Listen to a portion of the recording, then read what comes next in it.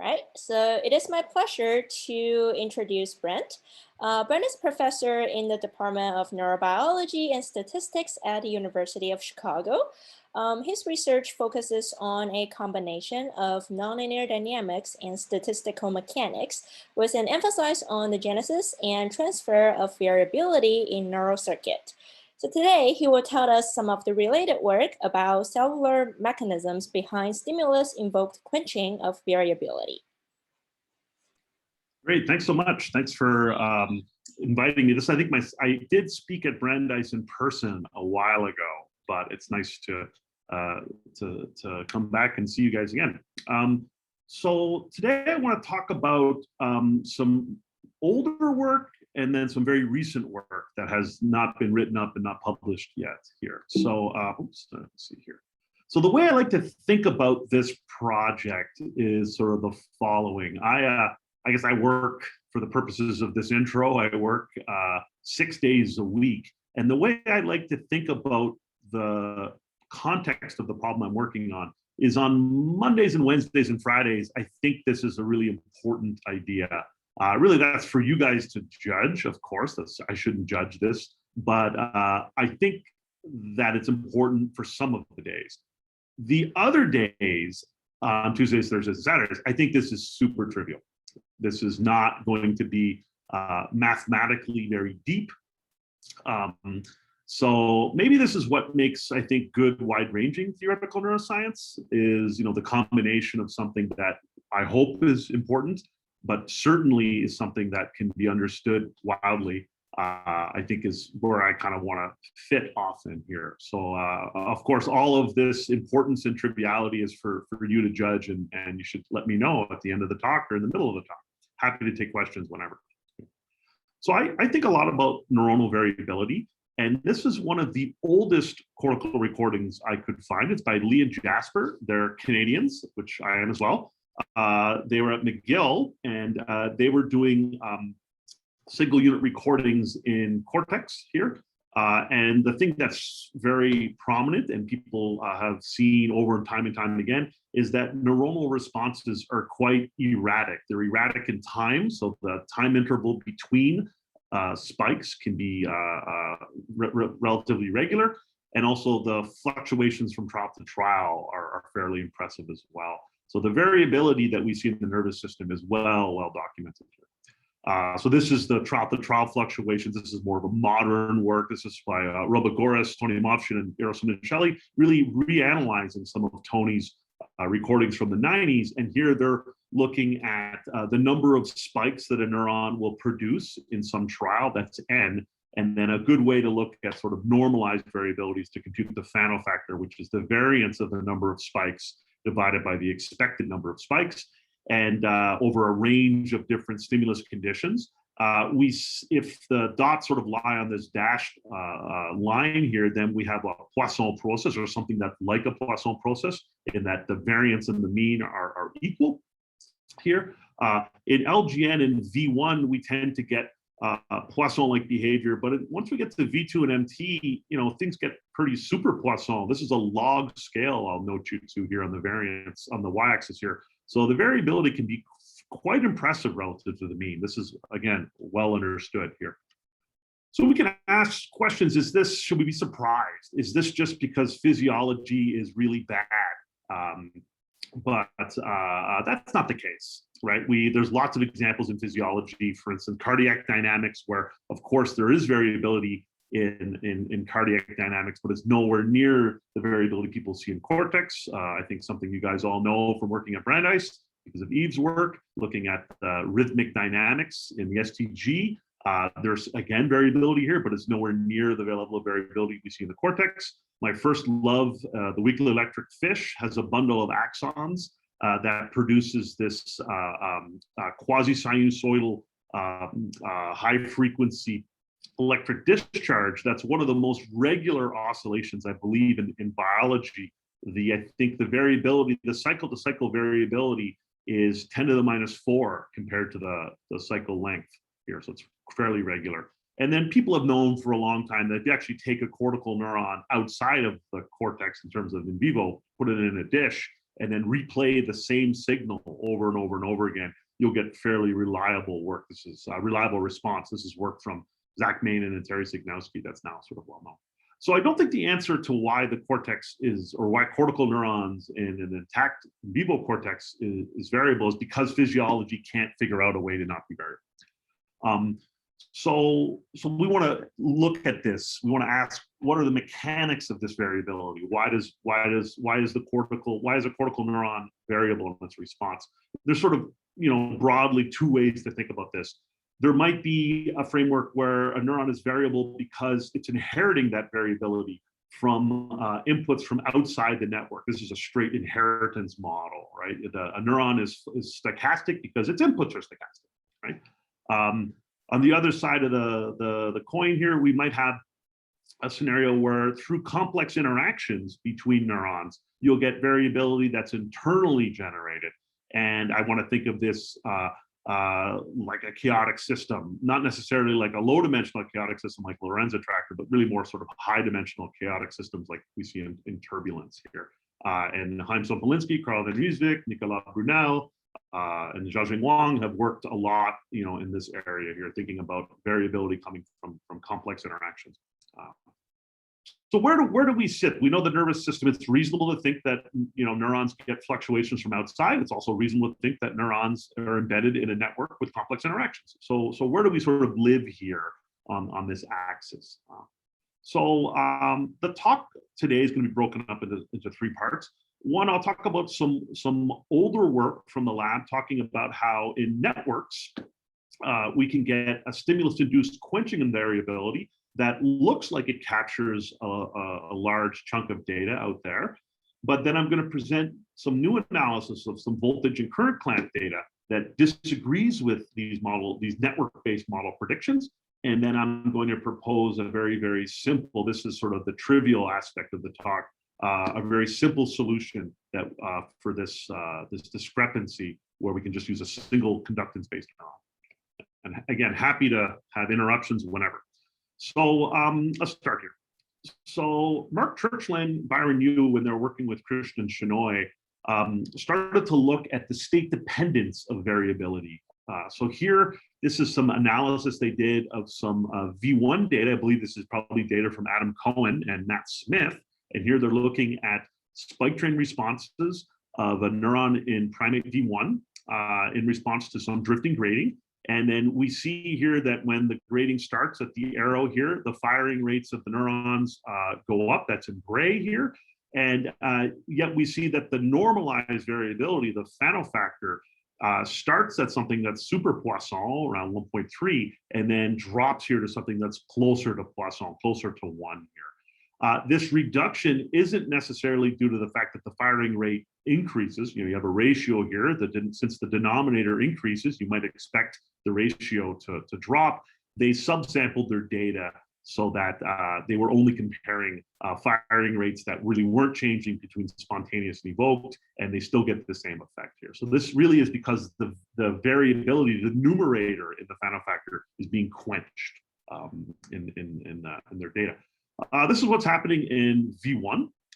This is a widespread phenomena. This paper, the ... I think is something like 25 authors. They got a ton of data sets from a ton of different areas in the nervous system, I think all non-human primate here, where you see this drop in variability that's happening at the onset of either a stimulus or a reach or a reward in OFC.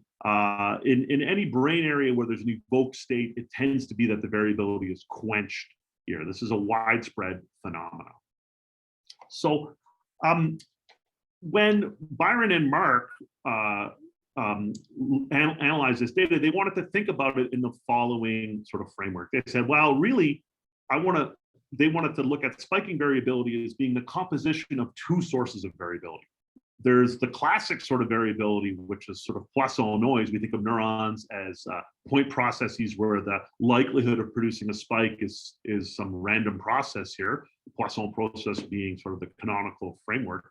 But on top of that Poisson process, or that spiking variability, there's also variability in the firing rates of neurons. So people often call this a doubly stochastic process. I think Teich coined this, correct me if I'm wrong. but Larry Abbott and Mark Churchland wrote a nice review where they want to sort of think about their results in that way. And this is really how they think about it here. If the blue curve here is the trial average firing rate, there's some stimulus onset. Of course, the trial average firing rate increases. The blue line goes up and sort of settles into a new steady state. But on a trial-by-trial basis, we have the red lines. And this is the firing rates on a trial-by-trial basis. And this trial-by-trial firing rate variability is what quenches. You can see all the orange lines sort of collapse on top of the blue line in the evoked state. So you're reducing the rate variability when you go from spontaneous to evoked. And this is really, so if you write down for a Poisson's process style model, we have that the Fano factor would be 1, that's what you get for a Poisson process, plus this extra source of variability due to the rate, and that's what gets quenched for the stimulus. And that's a popular model. It does a good job at explaining the data. And I think this pushed some of us to start thinking about mechanisms for this. And Guillaume Hennequin and Ken Miller and Mate Lango had a nice paper in Neuron a couple of years ago where they compared and contrasted a few different mechanisms for this. And there's sort of 3 of them. There's one by Ashok Litman-Kumar and myself, which I'll go over. Larry Abbott, Kanaka Rajan, and Haim Sompolinsky had another one, and then the one by Ken and Guillaume. So I'll talk about these various network mechanisms to explain this here. So the one that Ashok and I did is more connected sort of this complex systems part of this axis here. And this is sort of how it goes. This is when Ash was a graduate student in my lab.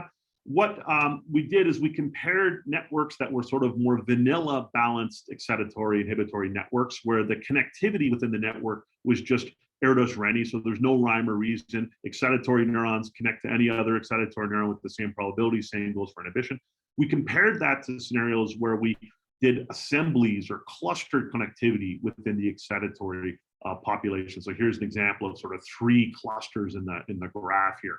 And when we look at the spiking dynamics, when we compare the sort of the uniform case, we get this kind of asynchronous salt and pepper style raster plot here. When we cluster networks and then of course order our neurons in a raster plot according to cluster membership, we see that we get this extra dynamic here where neurons in a cluster have sort of 2 states. They have a low activity state that then jumps into sort of a high activity state. And this happens in this random fashion here. And this is giving us this rate variability. So if we think of what's happening here, if we have a potential landscape, a given cluster has their 2 activity regimes, the low activity regime, the high activity regime. When we cluster the architecture, we end up, because this is clustering with the excitatory cells, it's positive feedback, we end up getting sort of this larger sort of in this upper state here. And it's really transitions between these that give us this source of rate variability that we see in the system. So this is a way of getting this doubly stochastic process. And what's happening in the unstimulated regime is all clusters are equally likely to be in the high activity state or the low activity state. The network won't support all the clusters being in the high activity state because of recurrent inhibition, but any given cluster is equally likely. When we stimulate the system, then only the clusters that are stimulated sort of have this extra likelihood. The clusters that are not stimulated, they actually have a higher likelihood of being in the lower state because of recurrent inhibition. And this break in symmetry is really what quenches the rate variability. So here in this particular simulation, we're stimulating sort of 5 of the clusters here in gray. We're stimulating them at time point 1 here, turning off the stimulation at around 1.3. And we can see before the stimulation, we're getting trial-to-trial fluctuations of which group of neurons are in the active state versus the lowly active state, low activity state. But when we stimulate the system, these guys have a much higher likelihood of being there. These guys have a high likelihood of being the low state. When we look across trials, the Fano factor of any given neuron is quenched. And then when you remove this stimulus, it goes back up to its standard framework. So this model does a decent job at sort of explaining or capturing this state-dependent quenching of variability that people have seen in Mark and Byron's work. So on the other end of the spectrum, Guillaume Hennequin and Mate Lango and Ken Miller and colleagues, they looked at it from a different point of view. They said rather than being sort of some metastable system where you have transitions between different attractor states, if you will, there's a single attractor state in their system. And in the spontaneous regime, that attractor state is not that stable. Everything's always stable here, but it's weakly stable. So you can get fluctuations that meander in state space wildly. And then when you go into the evoked regime, you don't create new attractors or change the attractor landscape. All you do is make this single attractor more stable here. And then fluctuations are more constrained here. So the way they like to think about it is they have some simple excitatory inhibitory network where neurons have some nonlinear response properties. So often some quadratic, threshold quadratic response here. They think of noise as coming from outside the network. This network doesn't internally produce noise on its own. It'll get noise from outside. What they see here is, so here's the network in sort of a low activity state. We can see fluctuations of both excitation and inhibition in blue and red here. The fluctuations are relatively impressive here in the low activity state. When you stimulate the network so that it's in the high activity state, neural activity goes up, but the fluctuations around the fixed point goes down here. And this is the variance of the E and the I. It's quite high at low activity, low stimulation, and then drops with high stimulation. The way, so this, yeah, Eve, sure, I can see your hands up. Yeah, I mean, you can finish your sentence, but I want to ask you something. Just, hasn't anyone looked at what happens in single isolated neurons, either in dissociated or somehow or other isolated, just to see when they're firing just a threshold versus when they're firing rapidly? So so some of the new data sets we're gonna look at is whole cell recordings in V1 of mouse, where we're gonna do both both current clamp and voltage clamp modes to look at what the inputs are doing in that. So here we're gonna sort of address that in vivo. But you're right. But I think that the real key thing is, my intuition is that if I take a totally isolated neuron and I bring it just to threshold versus I drive it faster, I'm going to see the variability drop. Because of Ohm's law. Because the way neurons work. Yep, we're gonna. Mm-hmm.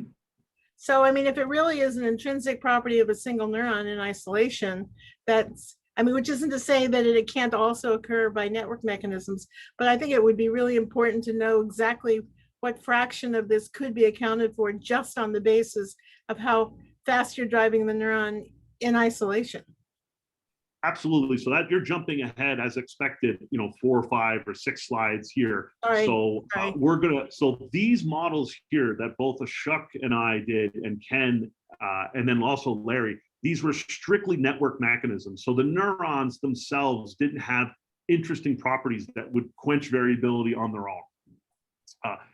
If anything here, in the absence of a network, because the transfer function of the neuron has higher gain at higher activity level, you would expect variability to increase because the transfer function has a higher slope here. That's the transfer function of a single neuron. The transfer function of the network with recurrent inhibition, actually, the network as a whole quenches variability, but it's a network feature. The individual neuron, if this is your neuron, this simple little quadratic transfer function, then variability, if you have input variability down here at around -70, it's going to transfer to weak output variability. Whereas if you're at -60, the same input variability will have a larger variance in the output, right? An amplification of variability. Well, just to argue, it depends on exactly how you're defining the variability. To me, as a physiologist, I'm looking at the variability of the inner spike intervals, and that the faster you go, there may be more or less variability there, right? In other words, we can come back and talk about this. Sure. I'd love to hear you. Yeah, once I get through the single neuron treatment here, absolutely. Cool. Paul. Yeah, can I just ask, in those experimental data, did they look at neurons you were saying, I think they looked at neurons whose rates decreased upon the stimulus as well? They did. And they still increased variability. That's right. That's a good point. Absolutely. So in the Mark Churchland Byron Yu paper, they looked at neurons that were getting us that for that particular stimulus, they were off-tuned. So their firing rates, if anything, decreased, right? And yet nevertheless, the Fana factor still went down, right? So it wasn't they argued that was an aspect of the whole network as a whole decreased its variability, whether that particular neuron was tuned to the stimulus or not. Everybody experienced this quenching of variability. Cool. So the way I like to think about it in this network, so here we effectively have, this is the transfer function of the excitatory neuron and sort of the spontaneous and the evoked. They're going to, even though this network is nonlinear, they're going to linearize the system around an operating point. That operating point will change depending if you're spontaneous or evoked. The linearization will give a higher cellular gain in this, simple quadratic style model. But as a network, we see that when we go into this evoke regime, inhibition tends to be driven stronger than excitation in these balanced style networks here.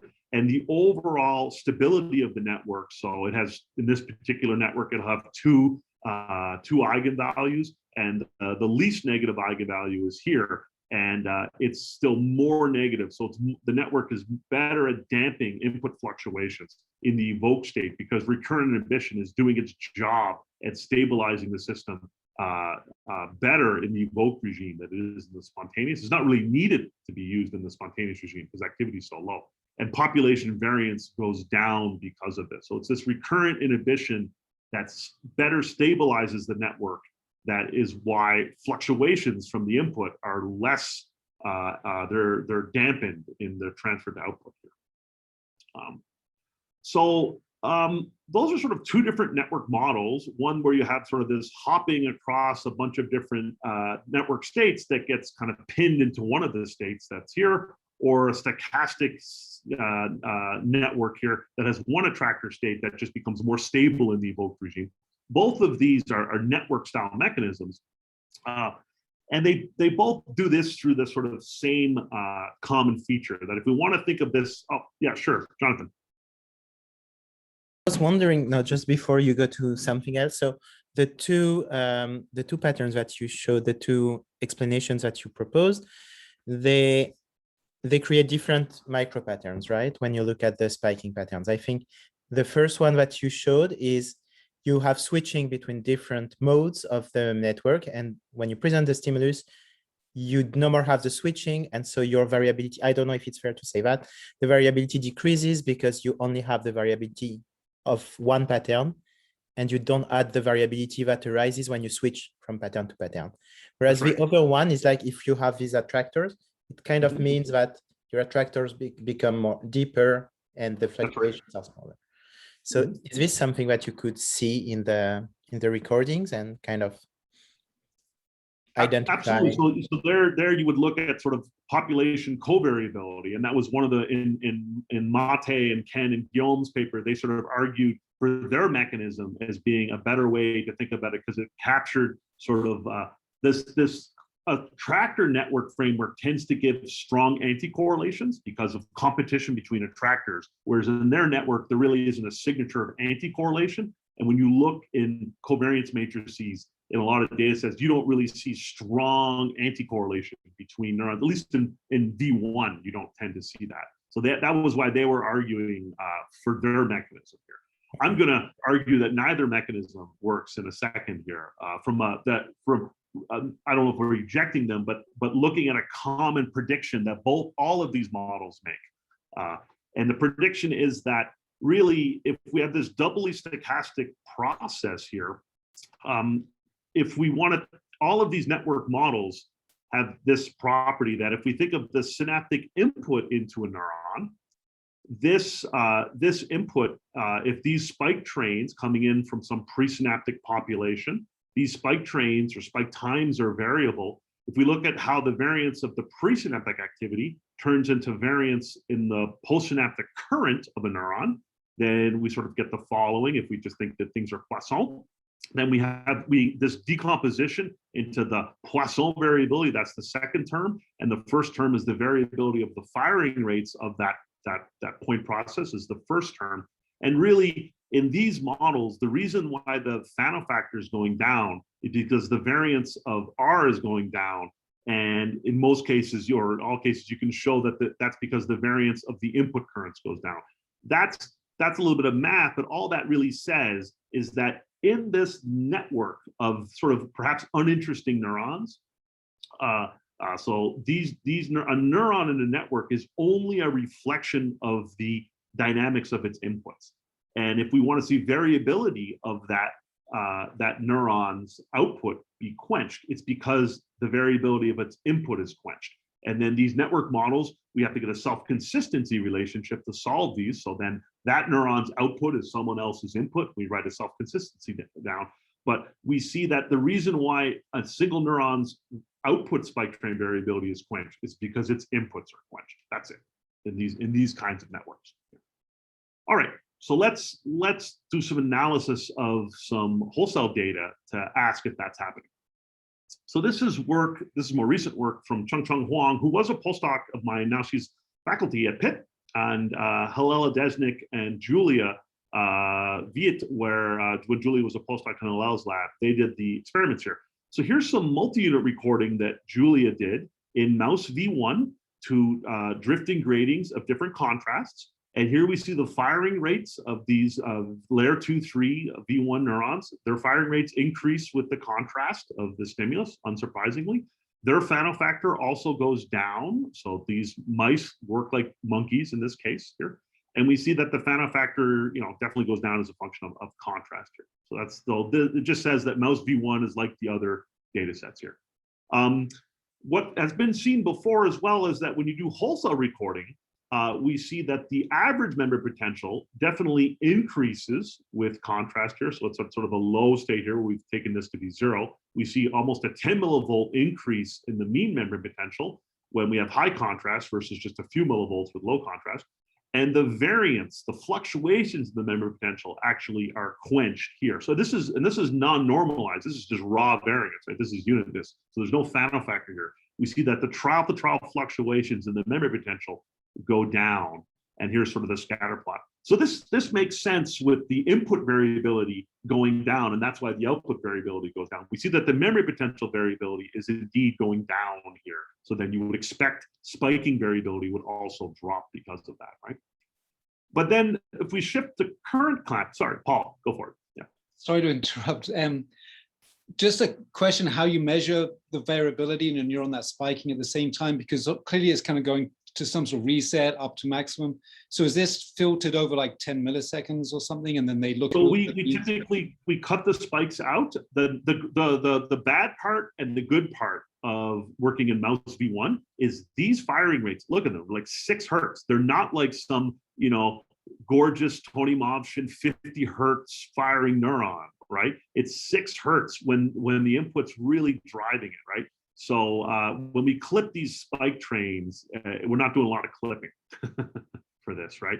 So that's what we've done here is we've removed the spikes.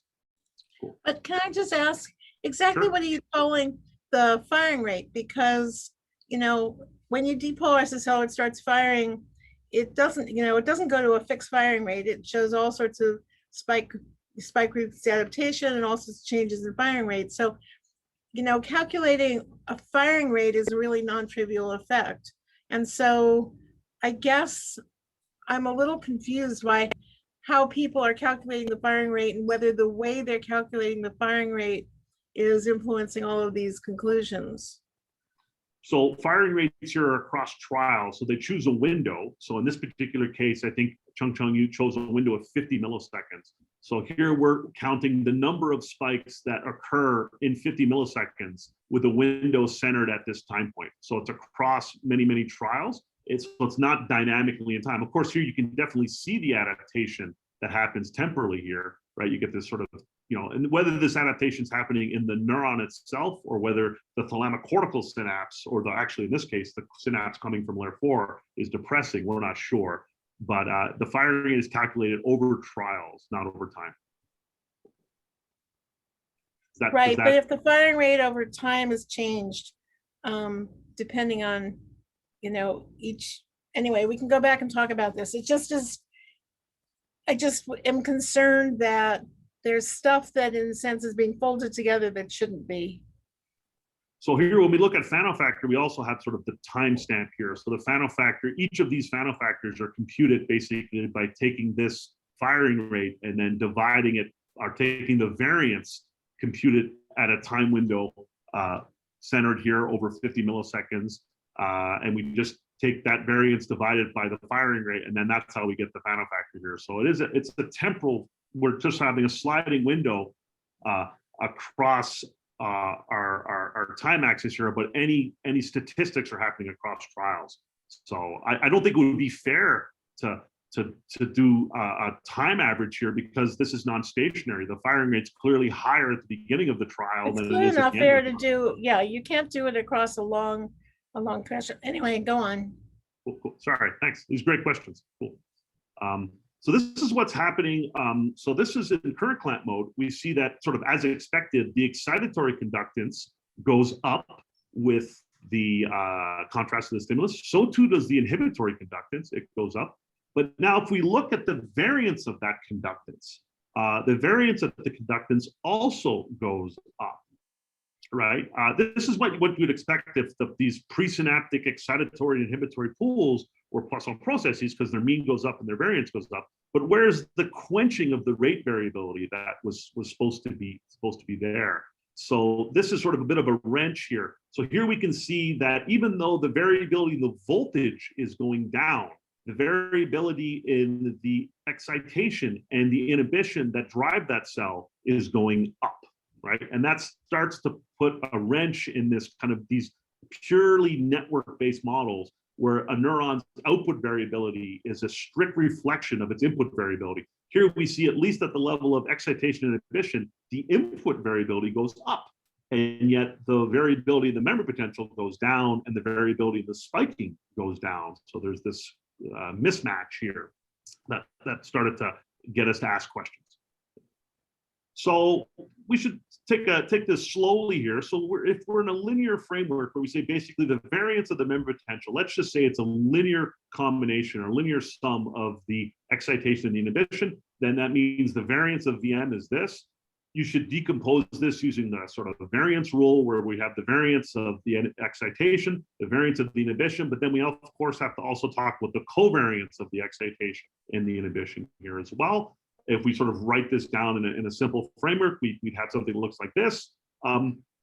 This is what the things we measured, or what Hillel measured. I didn't measure anything. The things Hillel measured are underlined in red. So that we know that the variance of the excitatory conductance goes up, the variance of the inhibitory conductance goes up. We don't know what the covariance of the excitation and the inhibition into that cell is doing, because we can't measure that. You can't simultaneously measure excitation and inhibition into that neuron. But can we estimate this? Because even though the things in red go up, the thing in blue might go up, and it's actually going to have a negative sign. This coefficient here will be negative. So this could cancel that. And then that's the solution for why the variance in the memory potential goes down, is because indeed the variability of the total current it sees goes down. That could be the case.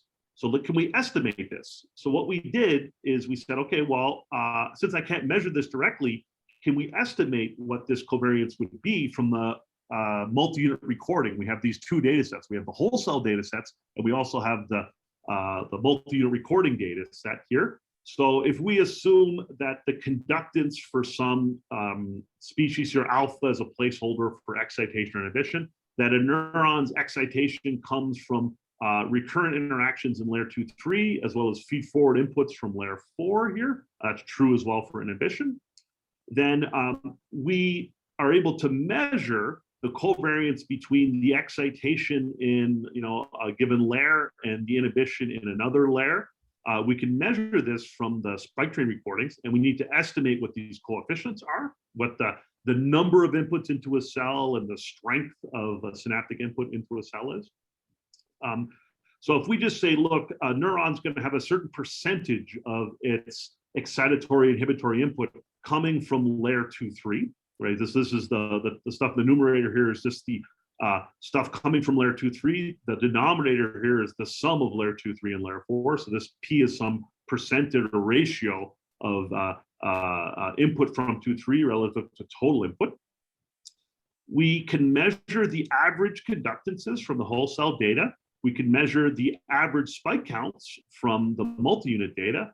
So the only thing sort of left as free parameters is what is this ratio? How much excitation does a neuron get from 2,3 versus total? And the same thing for inhibition, 2,3 versus total here.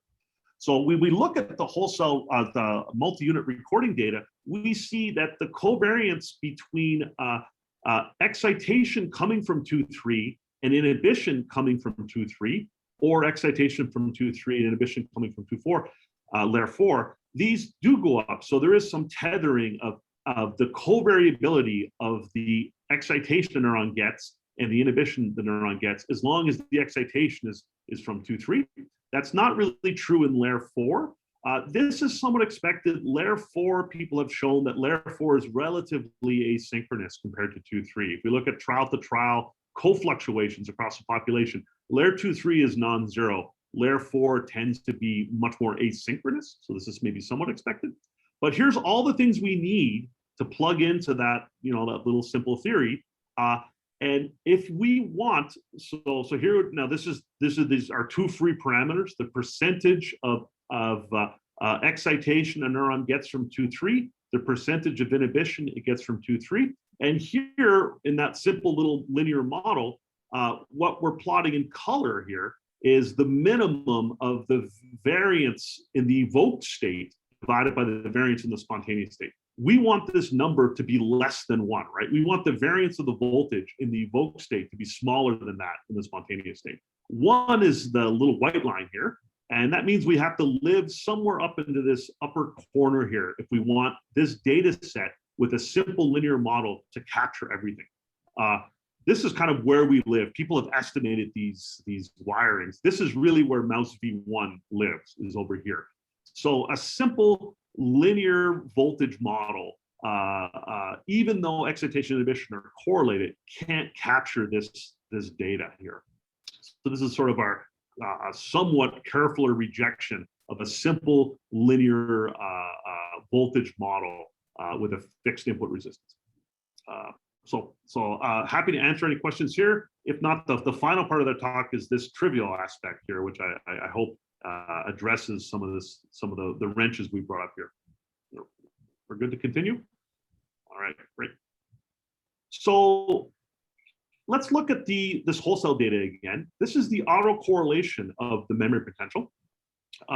We see in the spontaneous case, the membrane is slower, and in the evoked regime, the membrane dynamics becomes faster here. This is the time constant of the membrane. It goes from around 140 milliseconds all the way down to sort of 60. Now, this is a compound time constant. It's a time constant owing to membrane dynamics, all the interesting nonlinear channels, and also the synaptic dynamics coming in, right? Here we're just treating the voltage as a stochastic process and asking what is its autocorrelation, right? It gets faster as we go into the evoked regime. If we look at what's going on in the currents, when we look at the voltage clamp data here, we see that the currents going into the neuron really aren't getting faster as we change contrast. They're getting larger, we know that, but they're not really changing their temporal structure at all here. They're best fit by a double exponential, but there's a sort of a fast component and a slow component, but there's really no shift in the time scale here. You might say, okay, well, this is starting to make sense. So let's take a single neuron model where, so now we're not gonna have a network, we're gonna have a single neuron. It's gonna be getting some excitation at some rate, some inhibition at another rate, and these are gonna come in as conductances. So this is a classic conductance-based neuron model, nothing special. So the spike trains here drive some conductance input that then appears in the membrane equation and multiplies a battery term here, as you do expect here. And these Poisson process, the spike trains here are Poisson process with a fixed firing rate R. This is not a doubly stochastic model in the classic sense. The firing rates of these Poisson processes, even though there's 2 of them, their firing rates are homogeneous in time. I'm not making the firing rates of these populations dynamic here. They're homogeneous. We're going to take a diffusion approximation here. So I'm going to take the connection strength, for every synapse to basically scale as sort of 1 over the firing rate here. And we're going to imagine the firing rate of this process going very, very high. You shouldn't be thinking of a presynaptic cell firing at 1,000 hertz. You should be thinking of 100 presynaptic cells firing each at 10 hertz, right? I'm thinking of this as increasing the number of presynaptic events, not making presynaptic neurons fire with unrealistic rates here. But in this simple framework, it's all equivalent. So you could do this diffusion approximation. So Thilo Schwalger spent some time in my lab and he did that. So you can write effectively this conductance down as some filtered white noise process here. Lots of people have worked at this kinds of framework. Magnus Richardson, Pierre Terlansky, and Lanska have worked on this, but many, many others. Ricciardi's worked on it, I'm sure. Tuckwell, so forth. So we could look at the statistics that the conductance is. The average conductance is just going to be this triplet, the connection strength times the time scale of the synapse times the rate of the presynaptic population. The variance is easy to calculate. You might get some covariance between excitation and inhibition as well. That's easy to calculate. C is the correlation in the presynaptic ensembles of excitation and inhibition. You can compute the net passive feature so that the average net conductance is just this. There's some resting voltage, which is just this. These are equations I'm sure everybody's seen. And of course, this is, I think, what people have been thinking about. The time constant of the neuron is going to just be proportional to 1 over the conductance. So as the average excitation and inhibition go up, we would expect the time constant to go down. So that's great. So here, when we take the simple model, we see that the mean voltage in the system is just this component. As the firing rate of the presynaptic population goes up, here I'm tethering them together, so there's sort of one presynaptic population, a neuron gets depolarized. That makes sense. Excitation goes up. Inhibition also goes up, but the parameters are such that the membrane still gets depolarized. Great. And this, we sort of understand why this is sublinear, because we're getting this drive component, but we're also getting shunting. That's why this isn't a linear function. Right? Oops, I should go back one. That's why this isn't linear. It's sublinear because you're getting this shunting or Ohm's law. Again, nothing surprising. We can look at fluctuations here as well. We can take this model and compute fluctuations. So the variance of the membrane potential, again, has this 3 components: excitation, inhibition, and then the correlation between excitation and inhibition. There's a lot of math here, but the key thing is that the variance of each of these terms also has a drive component. But when you properly take into account sort of conductance-based effects, the variance also experiences shunting here. So G naught, as it goes up, the variability of the membrane potential is decreased. And here in this parameter regime, you see that the variance of the membrane potential goes down, really just due to Ohm's law here.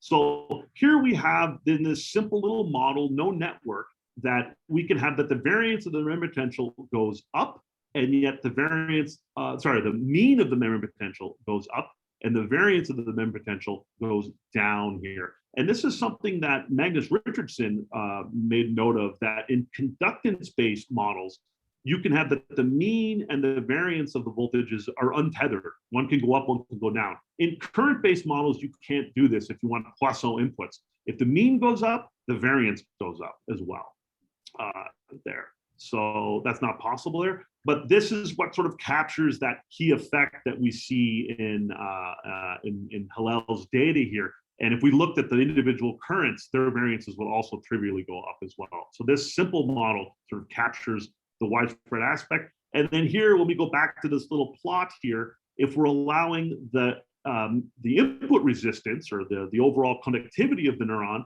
to change and to actually double in the evoked state compared to the spontaneous state, which is what we see in the data, it's relatively easy to get this model to sort of capture the data here. This white line just drops into an accessible region for sure. When we take this model, that was for equilibrium statistics. We can take this model and just do sort of non-equilibrium, so the time-dependent aspect that Eve was talking about before. If we get the model to absolutely agree here, we force the model to agree in terms of the average excitation and the average inhibition, we can fit parameters so that we can basically capture all of the data here, namely that the fluctuations in the currents go up with contrast, and yet the fluctuations in the voltage goes down here, like we see in the data here. So this is a pretty simple description. So really this is just this quenching, the fact that this variability, this quenching of variability is so widespread across the cortex, may be just due to the fact that neurons are leaky. That is a widespread feature of neurons, that their input resistance is activity or state dependent, depending on how, if they're in the evoked state, we expect that a neuron's memory potential or its leakiness increases. And that's a broad feature of neurons. And that's why this is perhaps seen everywhere. That's a conjecture. So why is this important? So in this network-based world that I was part of as well, we wanted to decompose variability into two processes. There's this dice roll that neurons are all just pairs of dice producing spikes, and really the variability or any state dependence of the variability is due to this firing rate variability. That did a good job at explaining data, but the model I just proposed explains all of the data without assuming that input spike trains are doubly stochastic. I did not have to have this dissection of variability into dice plus fluctuations of rate. I just had a single Poisson process coming in, and it was that the filter properties of the neuron changed when we went from spontaneous to evoked. And that was enough to sort of explain the data. I didn't need the network filter properties to change to sort of quench variability in the rates here. So that's sort of the summary. I'm finished my talk here now. So this simple conductance-based model can explain a lot of the data that we have in mouse V1. Certainly doesn't explain everything, but it explains a lot of it. This increases with contrast. This is a little inconsistent with doubly stochastic models.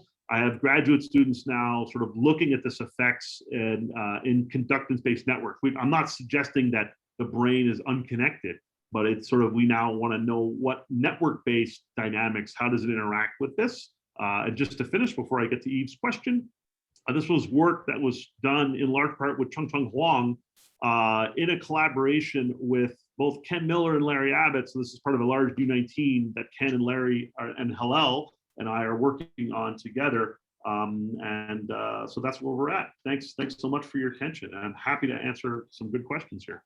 Thanks. Oh, So, sorry, go ahead, Eve. Eve had her hand up first. yeah, so do you want me to do this politely or meanly? No, I'm a big, you can be as mean as you want. I'm not going to cry. I'll turn my camera off if I start to cry, and then I'll come back. Okay, I am before all else an electrophysiologist who teaches or has taught thousands of times basic cellular physiology to undergraduates and graduate students. So you have done a beautiful demonstration, a gorgeous demonstration about why one should never forget that neurons compute in conductance. Yes. I never let people in my lab work not in conductance for exactly this reason. You know, and I think this is probably one of the nicest examples of how you can actually get something completely wrong if you don't actually compute in conductance. Absolutely. I totally agree with you that this is embarrassing for me, Larry, and Ken. I think Larry in particular should be ashamed. Because he invented the dynamic clamp with you. Yes, I agree. Larry takes the largest amount of embarrassment. Yes. Yes. So, but I think it really is a case. And when I first interrupted you, my first intuition was it had to be this way because that's the way neurons work. And you just finally came around to saying this is the way neurons work. So I think rethinking some of those issues correctly is probably worth doing and fixing in the literature. Some of the conclusions of the older work will probably stand and some won't. I completely agree. I think I've talked with Larry about this, that had this Fano factor reduction become popular in the 90s, I think this is the solution a lot of the community would have gravitated to, the one that you correctly intuited. I think that solution we would have tried first. I think in the mid 2000s, we were all enamored with network-based mechanisms, right? Big And, networks. big Networks. Yep. If you had done it in a Excitation. 3-cell network, you would have gotten it right. Yep, absolutely. So it was chaos, it was excitation and inhibition, it was an exciting time to think about networks, and individual neurons were just these faithful little drones that took their inputs and turned them into outputs, and everything was about the network. And I totally agree with you. If I agree with you that we should be mean to each other, that this is the simpler solution that we should have found first. Yeah, I totally agree. Can I just say something just in connection to that before I ask my question? You know, as someone who kind of grew up in neuroscience in the mid 2000s, the big issue I remember there was that our networks, as you increase the firing rate, were not noisy enough. So, you know, Alfonso Renard was in our lab, and one of the big issues was how can you get a Fano factor of great or CV greater than 1 in these high firing rate regimes, which is what was being observed. So we were working hard to make the high firing rate regime more noisy than all our models were. That's right. So they're in that. I know Alfonso's stuff has influenced me a lot over the years. So the one thing I didn't do here in the single neuron model is I didn't enforce self-consistency. The output fluctuations of the neuron didn't have to be the same as the input fluctuations, right? And in these network-based models, you want a self-consistent solution that is nevertheless still captures the high variance, right? So that's something I don't have here. I have my presynaptic pool has whatever variability I need for my output variability to be as high as I want. But there's not going to be a matching. I'm not going to have that the output statistics match the input statistics so that I can close the system and have a true closed system. That's something I don't have. That's why we want to do this in networks next, to ask that self-consistency. But you're right, yeah, getting variability in networks of neurons that want to be oscillators is hard. Right. Cool. Jonathan. Yes, I think you just answered the question I had. So I was thinking, you know, you showed in the first part, sorry, I'm feeding a baby. You showed in the first part that you may have neurons that increase variability individually, but the network may shunt this variability and lead to a decrease. But and at the end, you showed that in fact you could also have neurons that decrease variability individually, but in the same way that the network could flip this phenomenon, you could have that all the neurons, maybe I'm overthinking that problem, but maybe even if neurons individually decrease their variability, you may have a network effect that compensate that and even goes the other way. Right. But so I think to answer that, like if you try writing the self-consistent equation or writing it in a network, the question is open, right? I mean, I don't know. I mean, I let you answer the question. Sure, the self-consistency is hard here. And the thing that makes it hard is, well, two things. It's correlations in the network, right? Getting these self-consistent solutions with correlations. We can expect the correlations across neurons to be weak. We can use weak correlations, weakly asynchronous solutions to get sort of a linear response, at least at the level of correlations analysis. And I've done a lot of that over the years in my lab. The correlation that's hard to deal with is the temporal correlation. The fact that the membrane potential, if you want to have a time constant in conductances, the neuron should have it's both the input spike trains from neurons and the neuron's filter is going to have some temporal component. And that's hard. That's hard to get a self-consistency that sort of agrees at all frequencies. If you want to do this in the Fourier domain, you have to get it to work at all frequencies, and that I find challenging, because I can't use like standard Fokker-Planck equations with white noise. I have to use Fokker-Planck equations with colored noise coming in, and the dimensionality of that becomes larger. But you're a smarter guy than I am, Jonathan, so you should work on that. That's a hard problem. And do you think that could induce an increase of the variability, although neurons decrease individually? It's possible. I mean, certainly if you start giving temporal dynamics to the currents, then yeah, I think this comes back to some of the things that Eve was talking about, right? That you have to be careful about trial averaging and time averaging, right? And so when you start having a temporal signature to fluctuations, if your window's sufficiently large, then that can add variability, right? Because there's periods of time where you have lots of spikes, and then there's periods of time where you have a low number of spikes because there's a slow movement to the memory potential that tends to give higher final factors. But that's a temporal effect. Right. That should transmit across trials as well, but we have to be careful about that. Thank you. Cool. Great. So Anyway, this is a lot of fun. I'm glad you guys caught on really early on why. Yeah, so you guys got the trivial aspects. So I think it's important because I'm correct. I hope we're correcting, or at least I don't know if it's correcting, but we're sort of saying, hey, there's this much easier solution that none of us, said, and that's the trivial aspect. The important aspect, I guess, is that we need to remind ourselves of this, as Eve said. can I just ask my question, because that was a comment rather than a question before? Oh, sure. Sorry. Please go ahead. Yeah.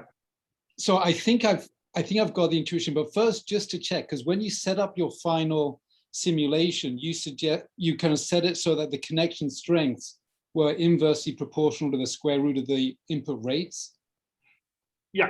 But I assume when you were doing your simulations, you didn't change those connection strengths when you changed the input rates. That's right. Yeah, sorry. Because otherwise right. you'd have been that's right. Yeah. So yes, correct. That's probably a wrong way. That was a slide for diffusion limits to say it's fair, but you're absolutely right. As the firing rate changes when we go from evoked to from spontaneous to evoked, I did not change the J's. That would have been silly. Thanks. That's a really good. Except every synaptic input we know shows either some amount of facilitation or depression. So as you change firing rates, even in a Poisson train, right, you see fluctuations in synaptic strain. So there's no reason not to actually use synaptic kernels that have in them time varying effects and just do it right. Yeah, so if we wanted to do it right, then it's not that the strength of synaptic connection goes down, it's that the likelihood of synaptic release goes down. So then, so if we're thinking about variability. No, it depends if you're talking about, facilitation or depression, you still have time dependent variability in terms of, synaptic strength or the effective synaptic currents. So, I mean, I think one can do it right. I think, but I think, actually Paul's point some is, of this. But I think Paul's right that if you give a Poisson train, even within the Poisson train, you're going to have smaller and larger intervals. So you're going to have effects of those times on synaptic strength. Absolutely, yeah. So, and Paul has I've done some of this work in depression, but Paul has some nice work he's done in facilitation. Correct, Paul? I think James. Yeah, I was looking at stability of attractor states, which were enhanced by facilitation and reduced by depression. But you find that facilitation variability. The variability, yeah. I think depression will tend to reduce the variability and facilitation enhance it. If you just look at the variability in input currents and so on.